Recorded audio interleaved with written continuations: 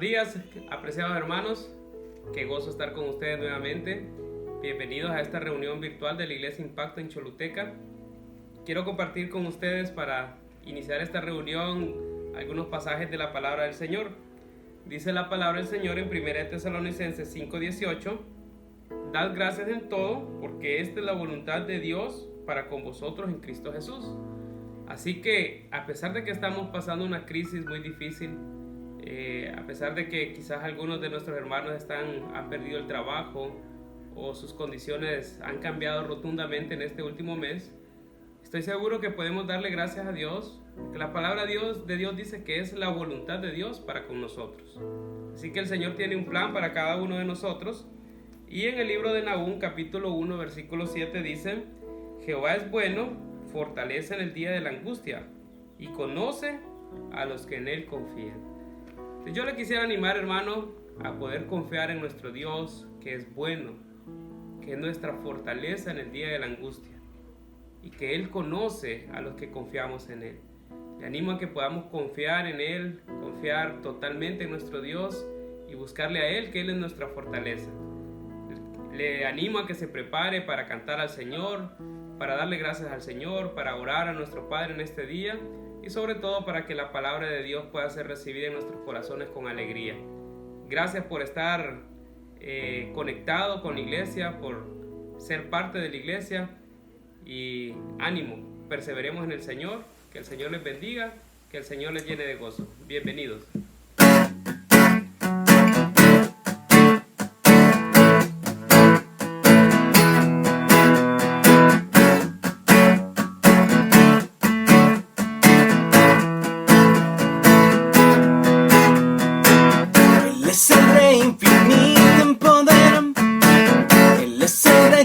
Cielos, seré para él siervo fiel, pues mi vida compró con su amor. Él es el rey, lo confiesa mi ser. Él es el rey de los siglos. Mi vida la rindo a sus pies. Él es rey sobre mi corazón. Él es el rey, Él es el rey. Él es el rey de mi vida. Él es el rey, Él es el rey. Reina con autoridad. Su reino eterno es. Su trono el cielo es. Él es el rey que viene a su pueblo a llevar.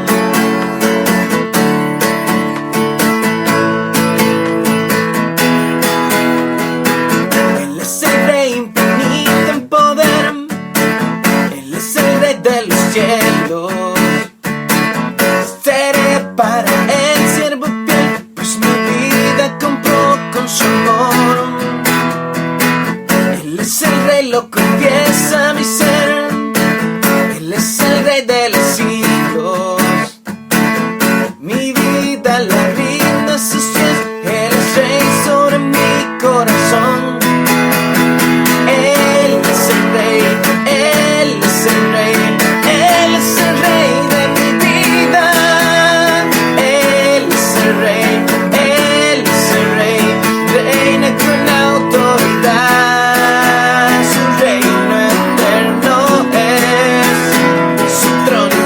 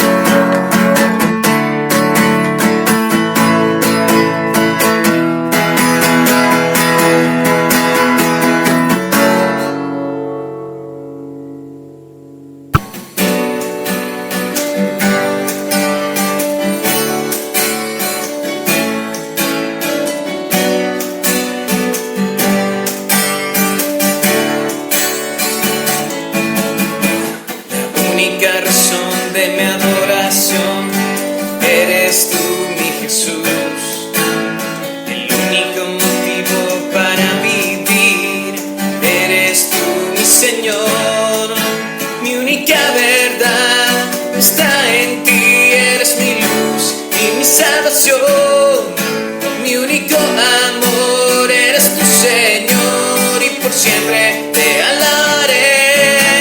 Tú eres todo poderoso, eres grande y majestuoso. Eres fuerte, invencible, y no hay nadie como tú.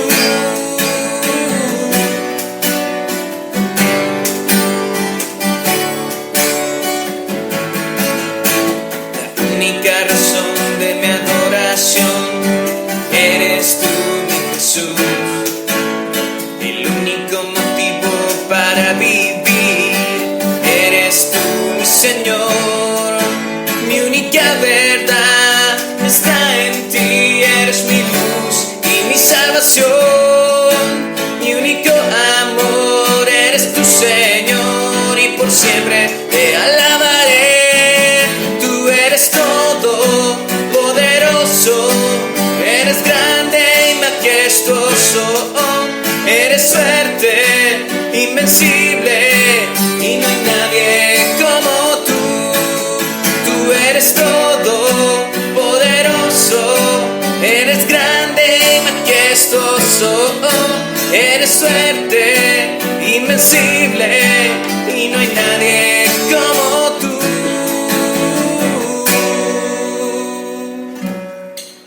Buenos días, hermanos, que Dios les bendiga.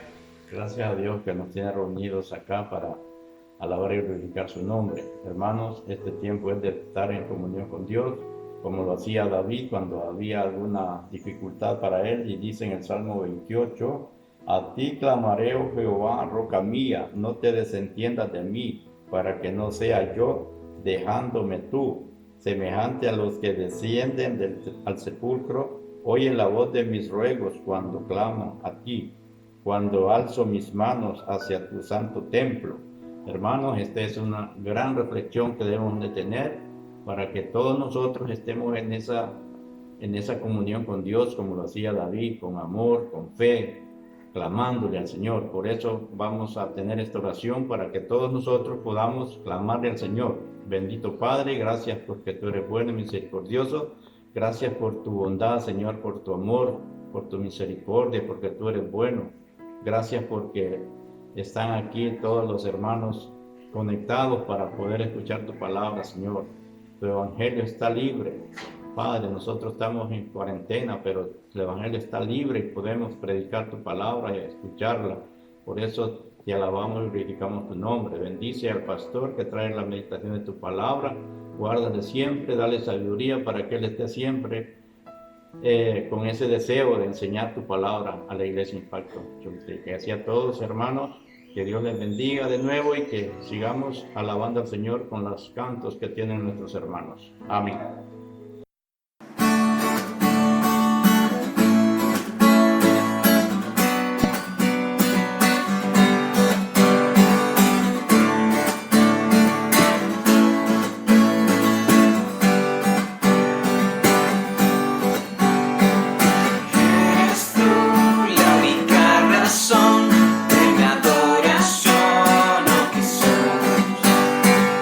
Eres tú la esperanza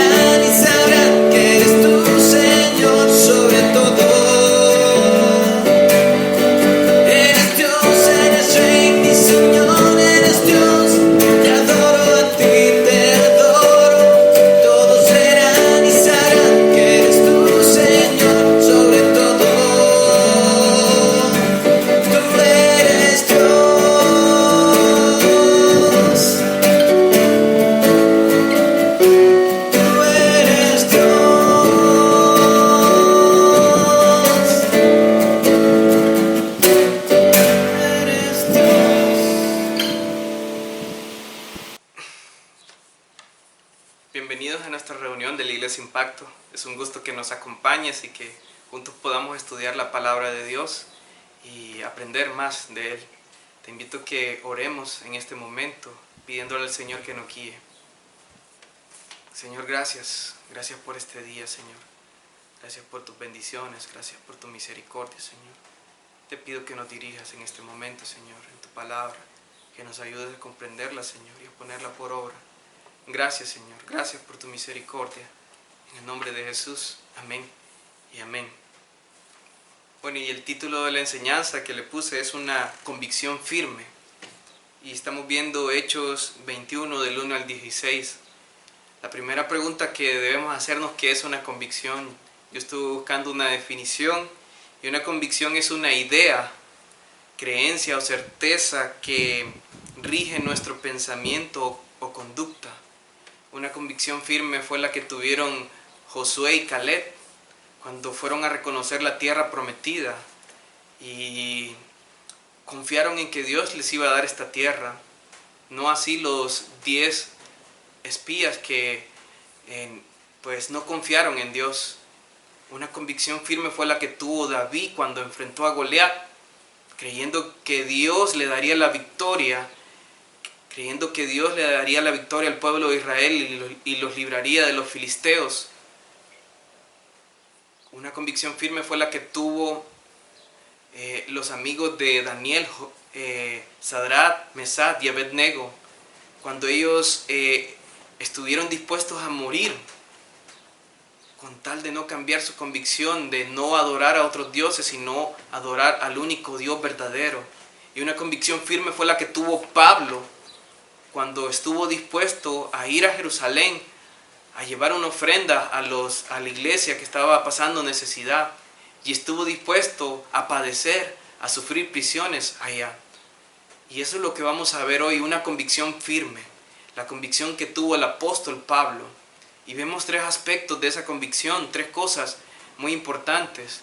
La primera es que una convicción firme es aquella que no se desvía a pesar de las circunstancias adversas.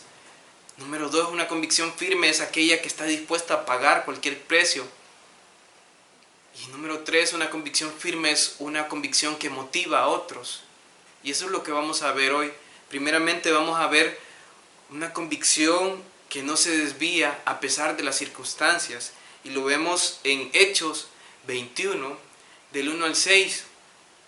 Dice el texto que después de separarnos de ellos, zarpamos y fuimos con rumbo directo a Cos, y al día siguiente a Rodas, y de ahí a Pátara, y hallando un barco que pasaba a Fenicia, nos embarcamos y zarpamos. Al avistar Chipre, dejándola a mano izquierda, navegamos a Siria, y arribando a Tiro, porque el barco había de descargar allí, dice, y hallados los discípulos nos quedamos allí 7 días, y ellos decían a Pablo por el Espíritu que no subiese a Jerusalén.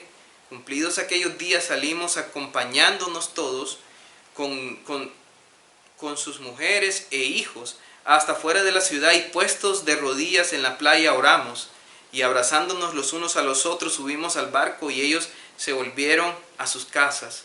Lo primero que debemos saber es que Pablo se estaba despidiendo de los líderes en Éfeso, y dice que Pablo se separó de ellos. La palabra para separar es apospaos en el griego, que significa arrancar. Realmente Pablo se arrancó de ellos. Esto demuestra lo difícil que fue para Pablo separarse de sus hermanos, de su iglesia. Recordemos que si a mí me tocara dejar a mi iglesia, sería bien difícil, porque les amo, porque les aprecio, porque he trabajado con ellos. Lo mismo fue para Pablo. Le costó mucho separarse de sus hermanos. Dice que después Pablo zarpó, y fue rumbo directo a Cos, a una isla, y al día siguiente pasó a Rodas y ahí a Pátara.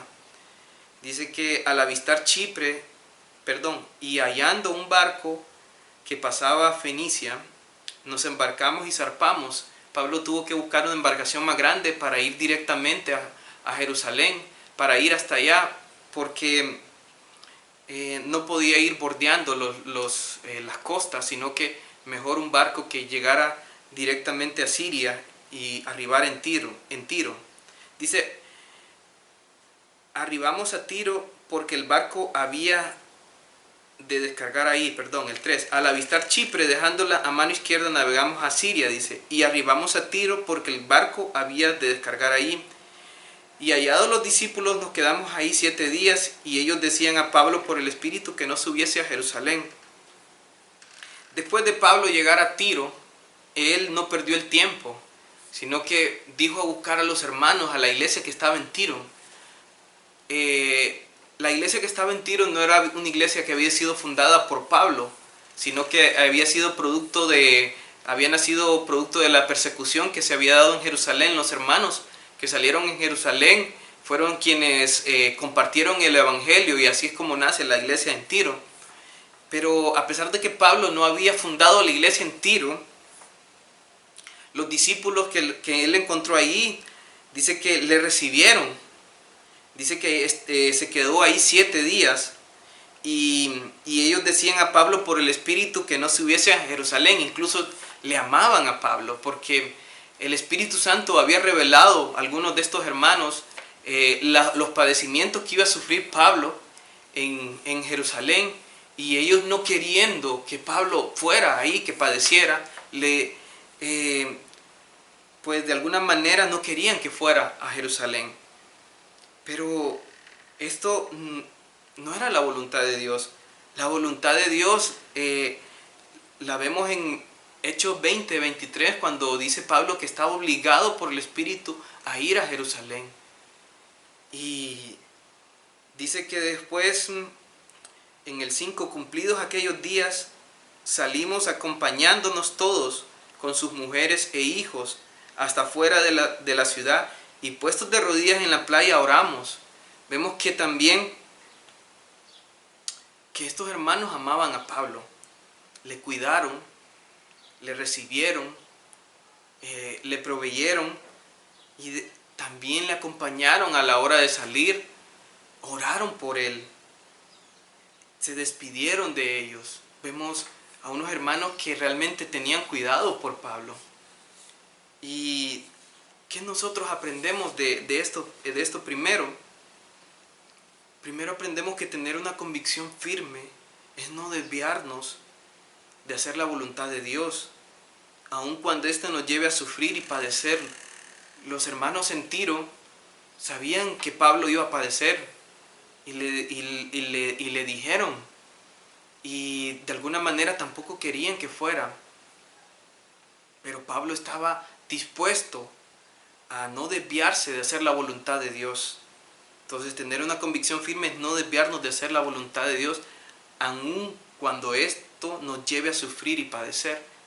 También aprendemos que podemos aconsejar mal cuando nuestros sentimientos están involucrados. Los hermanos en Tiro, los que estaban ahí,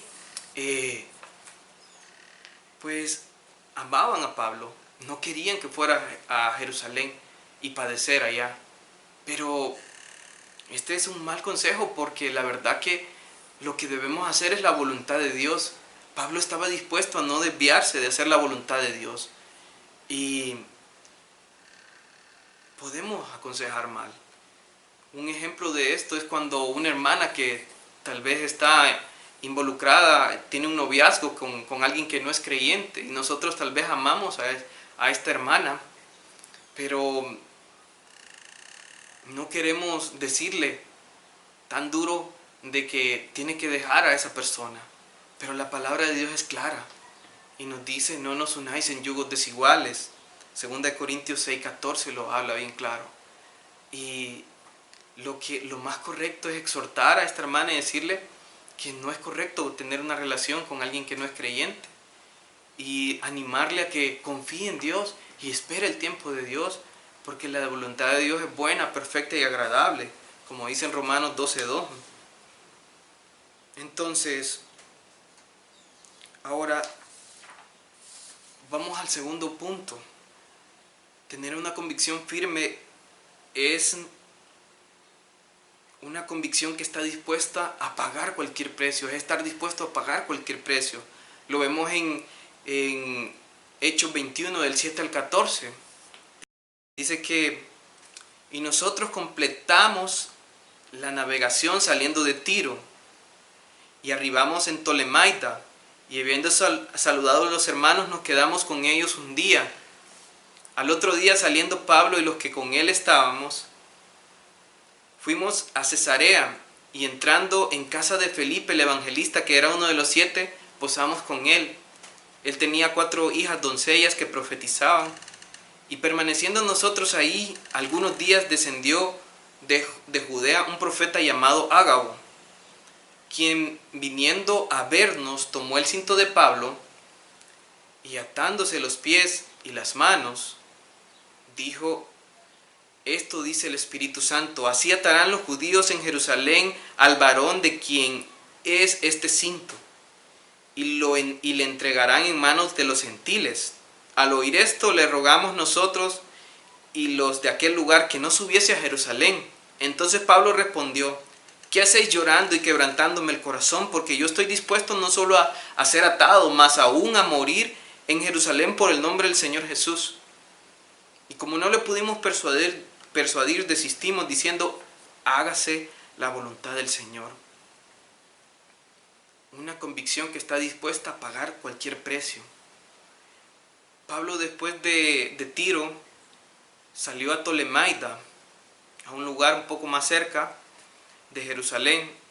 De ahí dice que, saliendo de Tolemaida, fue a Cesarea, y allí encontró a Felipe el evangelista, uno de los que había sido escogidos para servir en las mesas en la iglesia primitiva, supervisar